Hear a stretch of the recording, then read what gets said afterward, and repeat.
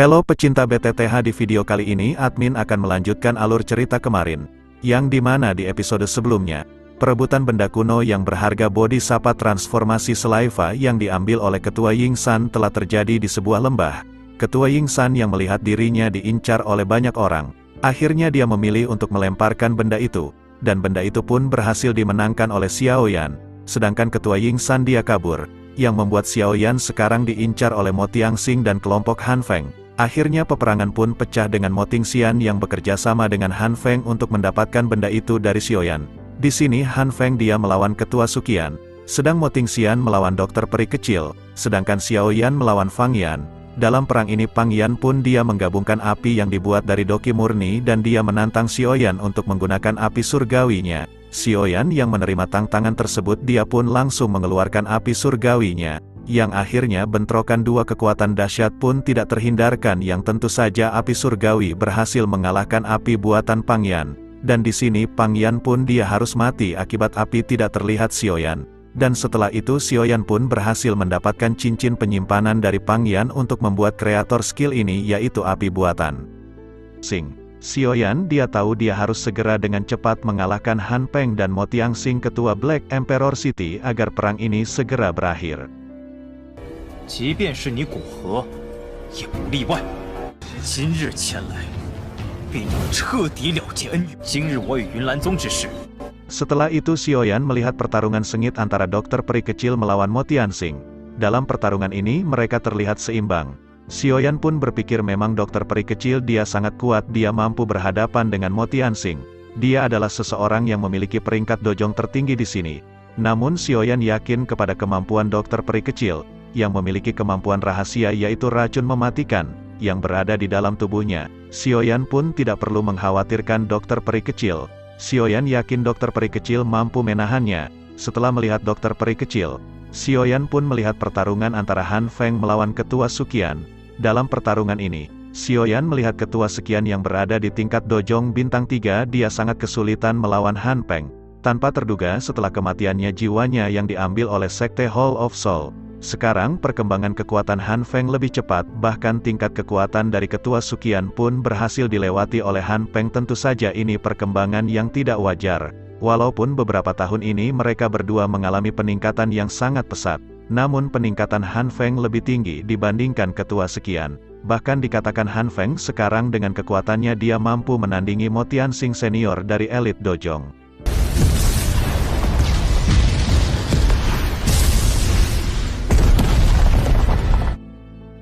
我也并非真正无敌，我黑角域中依然有人能与你匹敌。金银先生。 Sementara itu Ketua Suqian hanya berada di tingkat puncak bintang 3 dojong. Jelas terlihat pada saat ini Ketua Suqian mengalami sedikit kesulitan untuk mengalahkan Han Feng. Namun dengan pengalaman tempurnya Suqian takkan mudah dikalahkan oleh Han Feng dalam waktu yang singkat. Xiaoyan berpikir apakah yang telah dilakukan oleh Hall of Soul kepadanya. Xiaoyan berkata, apa Han Feng akan turun lagi jika aku menggunakan Buddha Fury Tang Lotus seperti dulu? Sekarang Xiaoyan dia tidak terlalu khawatir karena dia yakin Ketua Suqian mampu menahan Han Feng. Setelah itu Xiaoyan dia melirik Jian yang melawan Moya dan Qisan, anak dari Mo Tianxing. Jian masih dengan kekuatan kasarnya melesatkan tinju dan tendangan ke arah Moya.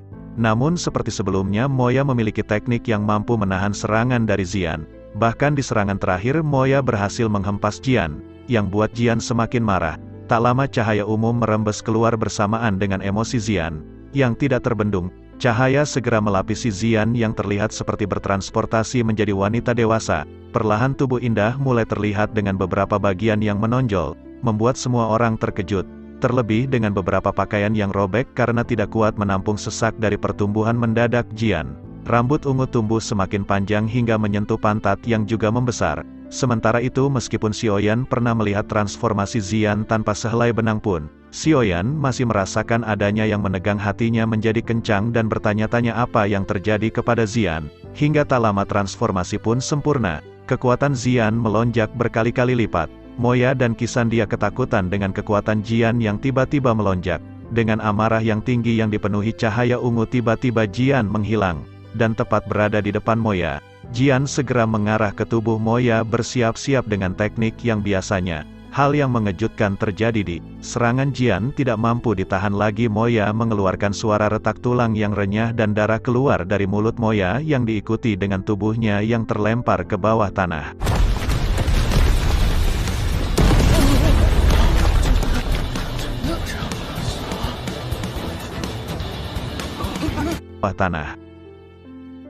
Moya tidak mampu bergerak setelah menerima serangan kuat yang menghantamnya. Melihat hal itu, Xiaoyan hanya tersenyum kemudian memperhatikan pertarungan lain di atas langit. Suqian dan Han Feng sama-sama mundur setelah benturan terakhir mereka. Di langit, Suqian dengan nafas terengah-engah menatap tajam ke arah Han Feng yang tersenyum bangga dengan kekuatannya. Suqian segera berkata bahwa kekuatan Han Feng benar-benar telah meningkat pesat dari sebelumnya. Ia menambahkan, apakah hanya seperti itu saja keahlian dari peningkatannya selama ini? Han Feng membalas dengan sinis dan berkata bahwa ia hanya bermain dengan ketua Suqian. Ia lanjut berkata bahwa pertarungan yang sesungguhnya akan segera dimulai. 大长老，您倒是瞒得紧呐！您会不过是黑角域的朋友们随便叫的。老夫道是谁？原来是黑角域的药皇寒风。 Baru saja Han Feng akan melakukan serangan, tiba-tiba ia merasakan energi kuat lain dan segera menoleh. Dia melihat Xiaoyan bersiap menyatukan Green Lotus dengan Polem Heart Plame, membentuk Angry Buddha Lotus Plame. Energi dahsyat terpancar ke segala arah membuat semua orang menoleh. Begitu pula dengan Mo Tianxing, yang sibuk bertarung. Kemudian Mo Tianxing menyadari kekuatan ganas yang akan dibentuk oleh Xiao yang jelas memiliki daya hancur yang menakutkan. Bahkan benda itulah yang dikatakan Han Feng telah membuatnya turu waktu dulu. Dengan sangat menyedihkan, ketakutan melanda Mo Tianxing yang tidak bisa melepaskan diri dari serangan dokter peri kecil. Akhirnya ia berteriak meminta Han Feng untuk menghentikan Xiaoyan yang membentuk benda tersebut.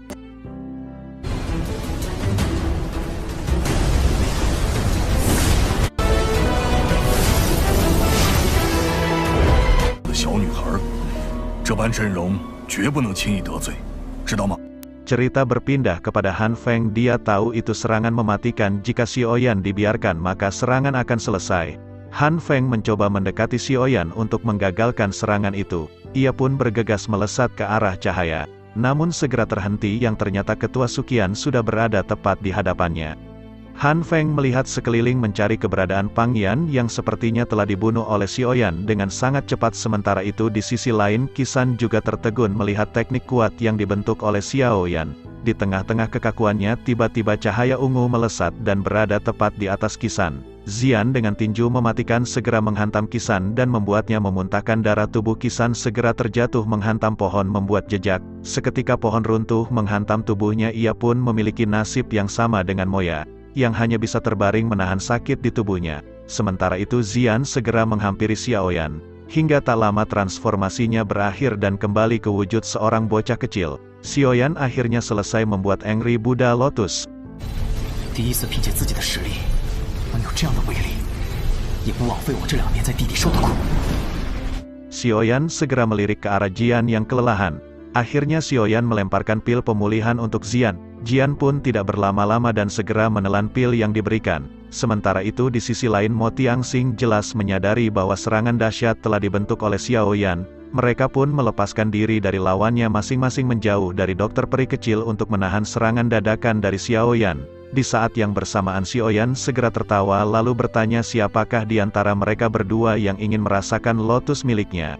Mendengar hal itu Han Feng hanya terdiam mengingat keganasan dari serangan yang ada di hadapannya. Sementara itu Mo Tianxing yang melihat Han Feng terdiam jelas merasakan ketakutan yang dialami. Resiko yang akan dialami benar-benar akan merugikan dirinya. Dengan begitu bukan hanya tidak mendapatkan bodhisattva transformasi Salipa, dia juga akan kehilangan nyawanya sendiri. Oleh karena itu ia merasa bahwa pertaruhan yang diberikan oleh Han Feng tidak sebanding dengan resiko yang ia hadapi. Akhirnya ia segera melirik ke arah Xiaoyan, lalu berkata untuk tidak perlu terburu-buru mengeluarkan serangan yang dahsyat. Mo Tianxing segera membuat penghormatan tangannya dan meminta agar Xiaoyan untuk melupakan semuanya. Ia berkata bahwa mulai saat ini ia tidak akan ikut campur dengan permasalahan mereka. Dia juga akan mundur dalam perebutan bodhisattva body transformation Salipa. Dengan kata lain ia akan menyerah dan memilih pergi meninggalkan mereka semua. Mendengar hal itu Xiaoyan sedikit tersenyum namun tidak berkata apapun.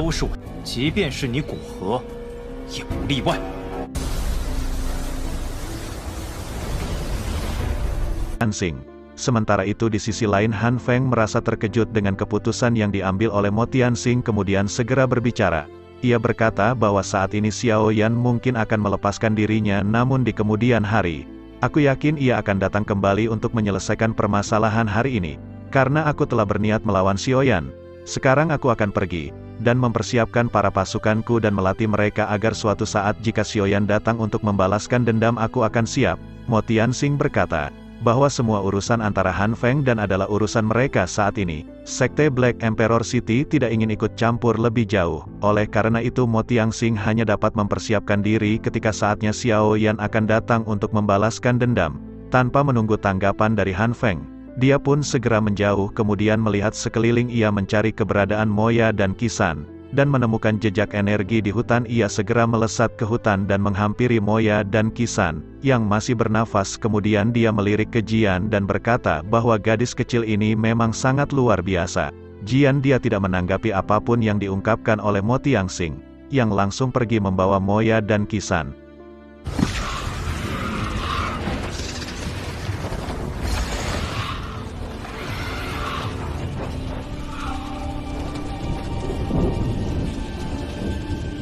Sementara itu di sisi lain dokter peri kecil segera menghampiri Xiao Yan setelah kepergian dari Mo Tianxing yang diikuti dengan para pasukannya.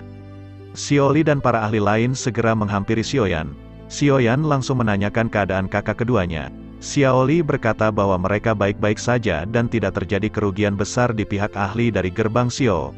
Xiao Yan tersenyum kemudian kembali melirik ke arah Han Feng, yang terlihat sangat marah setelah kepergian Mo Tianxing. Sekarang Han Feng benar-benar seorang diri menghadapi Xiao Yan dua elit dojong. Di sampingnya Han Feng berpikir bahwa ia jelas akan mati jika memaksa untuk melawan mereka. Ia pun segera berkata bahwa saat ini Xiao Yan benar-benar beruntung karena waktu kematian kamu telah tertunda. Han Feng lanjut berkata bahwa ia akan segera kembali bersama dengan sesepuh pertama ketua sekte hantu. Dia akan membalaskan dendam apa yang telah kamu lakukan kepadaku dan Fang Yan. Pada saat itulah maka tak akan ada lagi orang yang berani menghalangi kematian kamu dari tanganku. Mendengar hal itu Xiao Yan bertanya-tanya siapakah orang yang dimaksud oleh Han Feng. Setelah perkataan itu Han Feng dia lari terbirit-birit karena ketakutan dengan Buddha Puri Tang Lotus yang telah dikeluarkan Xiao Yan. Dia pasti akan mati jika bertarung sekarang membuat dia pun harus kabur dari pertarungan ini. Dia pasti akan mati jika bertarung sekarang membuat dia pun harus kabur dari pertarungan ini. 真是高看你。现在高兴，是不是太早了？师兄，同样的亏会吃2次，看来我也是高看你了。 Akhirnya Han Feng dia kabur terkena mental oleh Xiao Yan, ketika melihat Buddha Puri Tang Lotus. Setelah itu Xiao Yan pun menemui ketua pertama. Xiao Yan menanyakan kepada ketua pertama apa yang harus kita lakukan selanjutnya. Ketua pertama pun menjelaskan lebih baik kita kembali ke akademi terlebih dahulu yang akhirnya, Xiao Yan dan para pasukan mereka pun akan menuju ke akademi.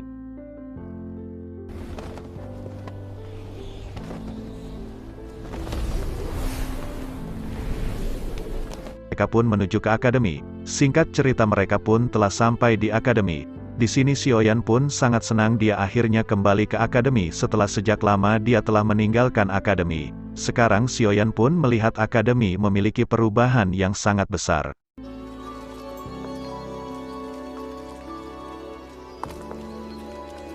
Xiao Yan merasa takjub mendengar cerita dari ketua Suqian.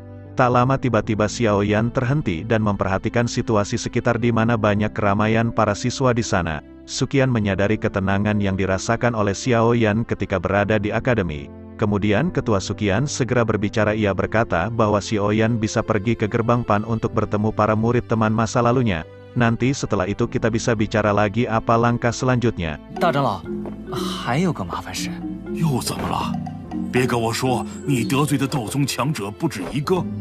Suqian lanjut berkata bahwa Xiao Yan dapat bertanya kepada siapa saja mengenai lokasi dari gerbang Pan. Maka mereka akan menunjukkannya. Xiao Yan mengangguk kemudian Suqian pun pergi bersama dengan yang lain meninggalkan Xiao Yan sendirian. Saat ini Xiao Yan merasakan ketenangan setelah lama menanggung banyak beban di pundaknya. Tanpa sadar Xiao Yan merindukan masa muda seperti kebanyakan remaja di akademi. Setelah dirinya bergulat dengan musuh kuat dan jualan magnum keliling Jawa. banyak bahaya selama bertahun-tahun. Xiaoyan pun mulai berjalan menyusuri luasnya akademi sambil bertanya arah lokasi dari gerbang Pan berada.